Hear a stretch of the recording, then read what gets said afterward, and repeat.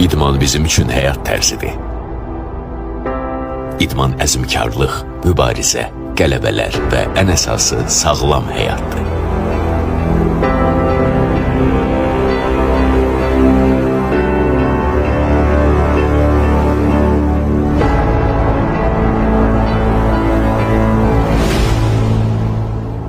Yorulmuruq, idmanla yaşayır, idmandan həzz alırıq.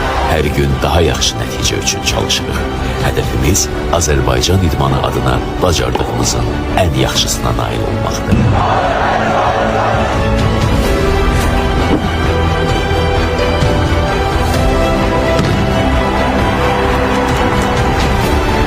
Biz idmançılarıq, sən də bizdən birisən. İdmanı sev, idmanla sağlam yaşa.